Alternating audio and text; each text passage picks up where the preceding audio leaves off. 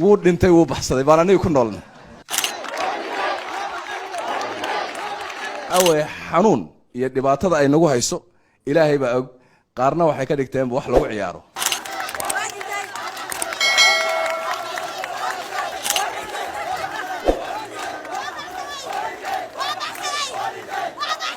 waxaa jiray waxyaabo weligayna aan dhibsan jiray mar walbana reportka ku qoraa haddana weli sii socda oo aad u dhib badan oo ku qoran in aad report ku akhrinayso xaafad hebel waxa lagu dilay hebel dadkii indhaha waa hebel oo saasa la dilay saasa la dilay kaasi waa dhintay Soomaaliyeed kii dilayna wuu baxsaday lama hayo marka waxaan noqonay dad ku dhex nool wuu dhintay wuu baxsaday baan aniga ku noolna hebel wuu dhintay hebel wuu baxsaday marka runtii markaan lahaa qisadaas ka sheekeynayay waxa waaye emotional baan ahaa dhibaato aad u weyn ayaan arkay oo noo dareemayay marka qaarna ciyaar bay ka dhigteen annana marka kiiro kale jiirkan ama baalka bisada la yiraahdo waa maxay bisadna waa ka ciyaar baalka jiirka ama dooliga la yiraahdo waa ka naf annana waxa waaye xanuun iyo dhibaatada ay nagu hayso ilaahay baa og qaarna waxay ka dhigteen wax lagu ciyaaro ayay ka dhigteen marka waa kala warla iskama warhayno annagana dhibka ay nagu hayso in la yiraahdo hebel waa la dilay kii dilayna wuu baxsaday lama hayo dhibaato aad u weyn ayay noqotay haddan waxaan wacay taliyaha nabad sugidda gobolka Banaadir waxaan ku yiri Sheekh Ibraahim Saalax Dayfullah dadkii dilay ma la haya ma weli lama hayo soo weli ma socota marka weli way socotaa weli waa baxsaday waa socotaa weli waa baxsaday waa socotaa marka anigoo amaanaya saraakiisha laakiin ilaa taa laga soo gabagabeynaya wax alla waxaad haysaan ma jiro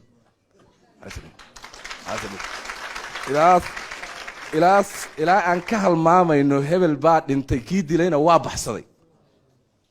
ilaa qisadaas ay ka soo dhamaanayso waxa weeye amnigeenu gacanta nooguma jiro waana runtii way xanuun badan tahay runtii aad bay xanuun badan tahay in qofkii waa la dilay kii dilayna away lama hayo waagi hore waxa la dhigi jiray kuwa aan maleeshiyaad aan haybtooda la aqoon ayaa barigaas waxaan rabnaa amnigu haddii isbedel uu ku dhacay oo saxi waa in qisadaasi isbedesho hadday taasi socoto weli wax isbedelay ma leh amni la isku halayn karo ma jiro macnaheedu saas uu noqonaa marka waxaan rabnaa arrintaas inaan kulligeen aan shacabka Soomaaliyeed oo ka codsanaa in ciidamada amniga lagala shaqeeyo in kii dilayna wuu baxsaday kii la dilayna waa iska dhintay kaliya arrintaa inaan soo gabagabayno oo loo sheego hay'adaha amniga waa la hubaa waa la arkayaa dad Soomaaliyeed baa u jeeda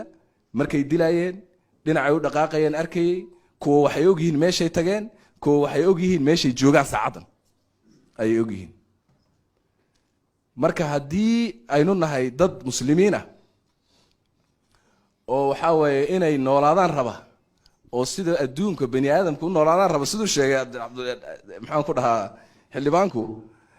dee waa inaan sida bani aadamka u soo report garayno dadkan mujrimiinta ay nagu dhex jireen dhahan way nagu dhex jiraan laakiin weli intaan wax qarinayno oo aan la sheegayn oo qaarkeen laga yaabo saacadan inay shaah la cabayaan ninkii Ibraahim Saalax Dayfullah dilay weli darajada bani aadamnimada kaas qofkaas uu ka hooseeya shaki kuma jiro inuu ka hooseeyo bani aadamnimada ilaahay baa sharfay laqad khalaqna al-insana fi ahsani taqwiim bani aadamka ilaahay uu ka sharaf badnaysiiyay xayawaanaadka kale waa xayawaan qofka intuu qofka Sheekh Ibraahim Saalax Dayfullah dilay hadda shaah la cabayo ee ogrigiisa meeshuu yahay ee og meeshuu joogo ee aan sheegayn ee aan imaanayn ee aan soo report garaynayn qofkaas waxay kula tahay inuu kamid yahay laqad khalaqna al-insana asfala saafiliintu ku jiraan thumma radadnaahu asfala saafiliin soo ilaahay ma dhihin